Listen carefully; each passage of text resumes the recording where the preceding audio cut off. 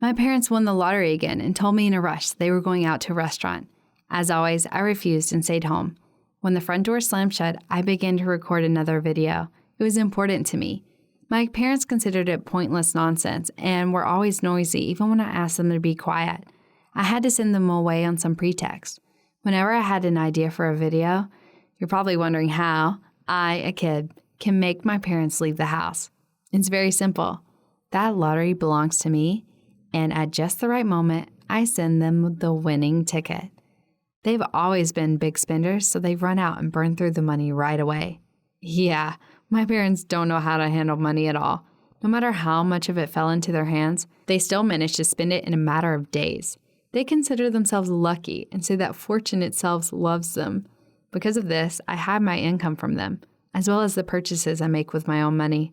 It's pretty difficult, but there's no turning back at this point. I just have to keep moving forward and hope they don't figure it out. Hello, everyone. My name is Natalie, and I earn more than my parents, but they don't know, and I hope they never find out. Now, don't think I'm greedy or stingy. That's not it at all. I have completely different reasons, and I'm going to tell you about them. My parents are both carefree dreamers. In their whole life, my dad has only worked a month. Since then, all he's ever done is go searching for treasure.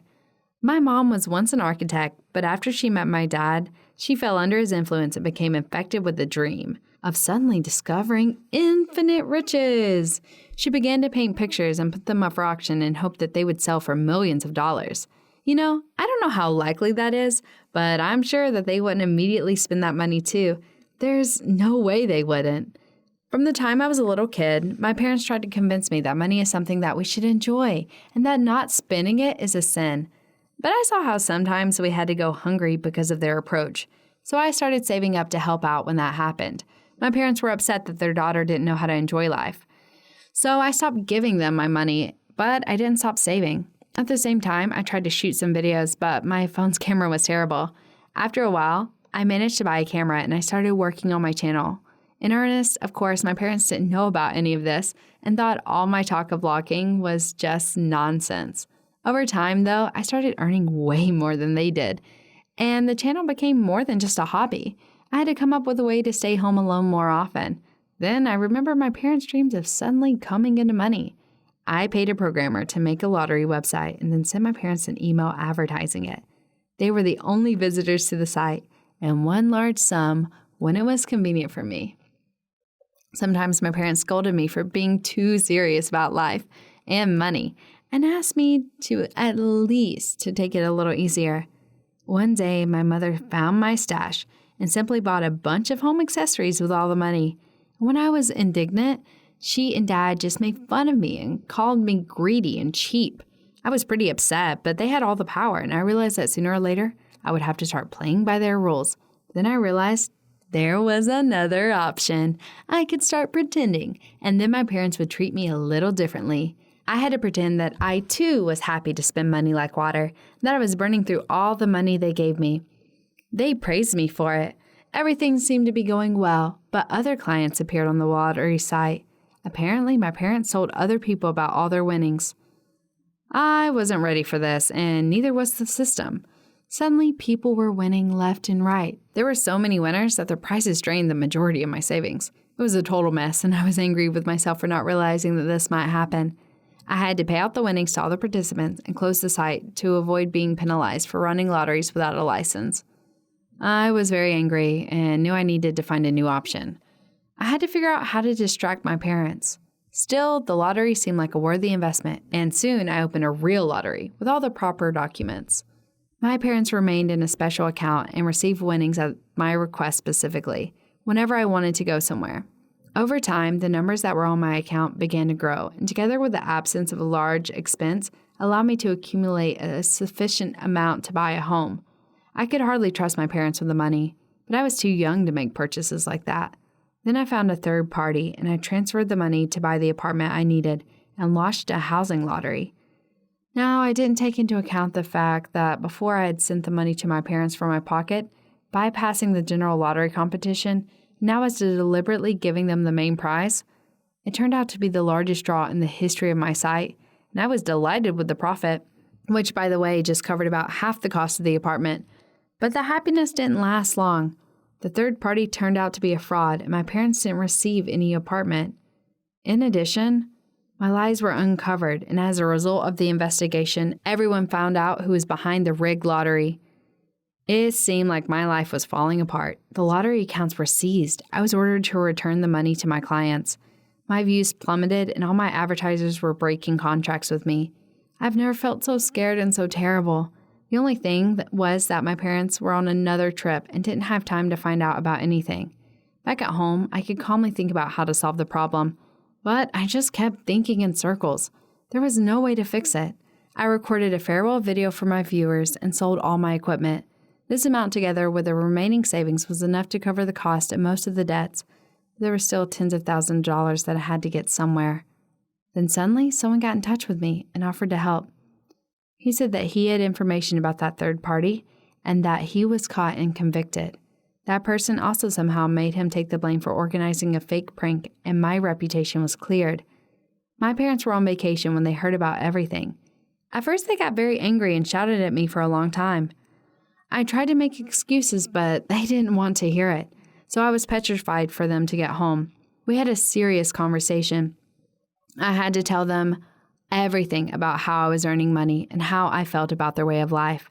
At first, they accused me of being ungrateful and foolish, but in the end, they managed to understand me and even admitted that they weren't blameless about what had happened. Moreover, all of a sudden, some unknown person bought my mother's painting for $500,000.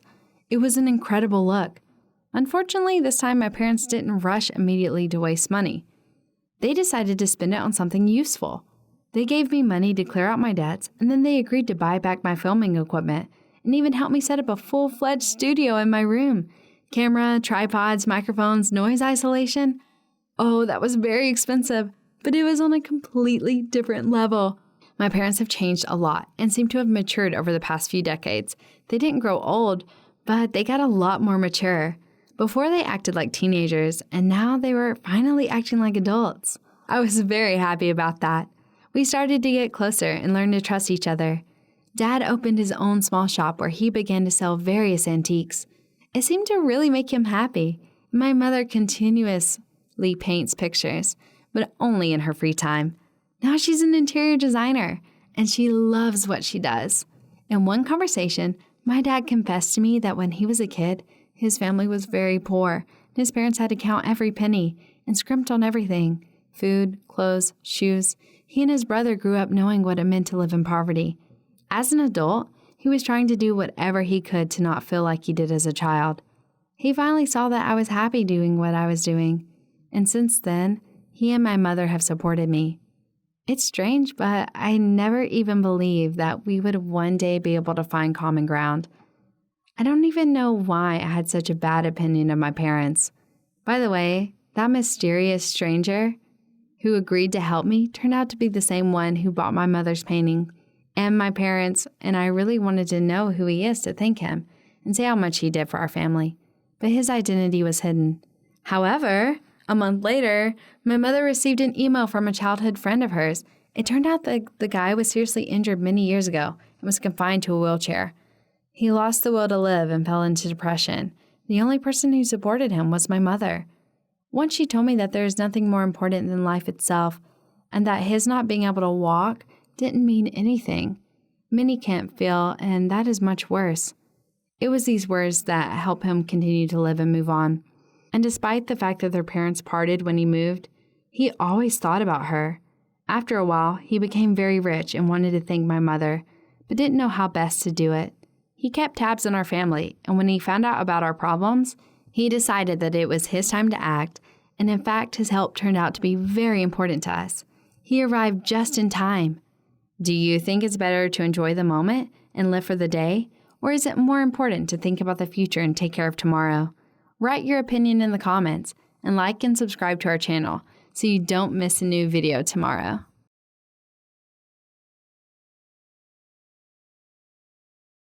A pair of urban explorers are standing in front of a rather creepy-looking public school building.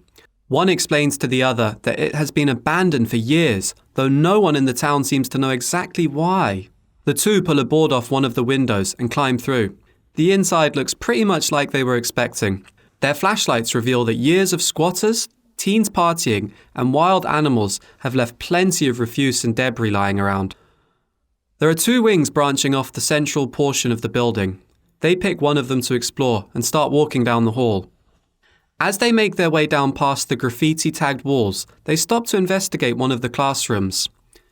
It looks to be in the same bad state as the rest of the building, but incredibly, there's still writing on the chalkboard, as if the teacher stopped in the middle of a lesson and walked out.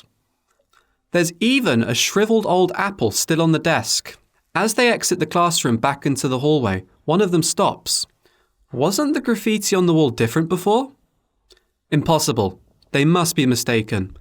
They keep walking and come to a stairwell. Time to explore the upper floors. They head up the stairs to the second floor and poke their head out. Everything looks to be about the same as on the first floor. They go back into the stairwell and start heading up again. It feels like they've been walking up the stairs for a long time though. They should be all the way to the roof by now. They finally reach a door. It must lead to a taller part of the building they couldn't see from the ground outside. They open the door and see the second floor again? How could this be? The 2 look at each other. They've explored a lot of strange abandoned places, but nothing has creeped them out like this before. They head back down the stairs, and after only a few steps, they are back on the first floor. Something is really wrong with this place. Maybe it's best if they leave. They start walking back towards the entrance, but one grabs the other and points into a classroom. Isn't this the same room they went in before? It has to be. The same apple is on the desk, but the complicated physics lessons has been erased. Now the chalkboard has just a simple phrase written on it. The children used to sing. The 2 scream and run out of the classroom. But which way is the entrance? The hall appears to stretch on in either direction before turning at 90-degree angles. This isn't right. The entrance was definitely visible from outside the classroom before. They pick a direction and start to run. The hallways seem to go on, turning in ways that should double back on themselves, but they still can't find the entrance. They try going back up through a stairwell, but just like before, there appears to be either too many or not enough stairs between the floors. The explorers keep running, checking rooms for a way out. Somehow they keep finding the same room with the rotten apple on the desk. They're panicking now. Every time they look away, the graffiti on the walls change, or a new classroom door appears in the hall. They keep running though, turning corner after corner until there it is, the entrance. But it's then that one of the explorers realizes he is all alone. He must have outran his friend. He looks at the entrance. It's so close.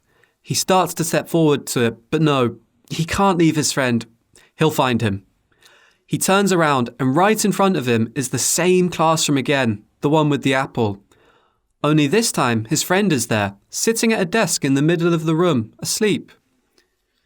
Gathering the last of his courage, he runs into the room and tries to wake his friend, but he won't come out of his deep sleep. He pulls him out of the classroom and down the hall towards the entrance. They're almost home free. He's just feet away from the door. He reaches out with his free hand and grabs the handle. Locked. He starts banging on the door, terrified that they'll be trapped in this place forever. When suddenly, the door swings open. 2 stern-looking men in suits are standing in front of him. "You aren't supposed to be here," one of the men says, as the other picks up his friend, throws him over his shoulder, and escorts the both of them out of the school. What these urban explorers didn't know is that they had just unintentionally entered a mysterious anomaly that the SCP Foundation has designated SCP-026. A strange location that has been given the nickname After-School Retention. SCP-026 is a 3-story building that used to be a public school prior to it being shut down and condemned after both staff and students reported various anomalous properties in the building. They described hallways that seemed to change in length, classrooms disappearing and reappearing, and stairways with different numbers of steps leading up and down. The discrepancies between the building's blueprints and the reported interior was strange enough.